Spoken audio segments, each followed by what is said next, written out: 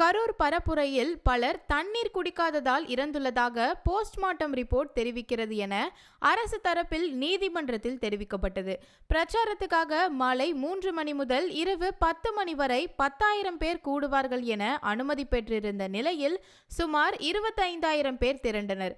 அனுமதியே இல்லாமல் கட்சி தலைவர் விஜய் சாலை ஊர்வலமாக வந்தார்.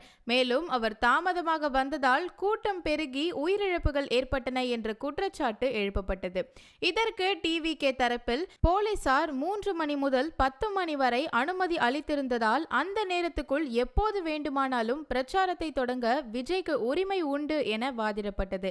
ஆனால் அரசு தரப்பில் ஏற்பாட்டாளர்கள் கூட்டத்துக்கு குடிநீர் ஏற்பாடு செய்யவில்லை, இறந்தவர்களின் போஸ்ட்மார்ட்டம் ரிப்போர்ட்டில் பலர் தண்ணீர் குடிக்காததால் டீஹைட்ரேட் ஆகி இறந்துள்ளது தெரிய வந்துள்ளது. நெரிசல் சம்பவத்துக்கு பிறகு ஏற்பாட்டாளர்கள் தப்பிச் சென்றனர் என்றும் வாதிடப்பட்டது. இறுதியில் டிவிகே பொதுச் செயலாளர் புசி ஆனந்த், இணை பொதுச் செயலாளர் CTR நிர்மல்குமார் ஆகியோர் தாக்கல் செய்த முன்ஜாமீன் மனுவை மதுரை கிளை உயர்நீதிமன்றம் நிராகரித்துள்ளது.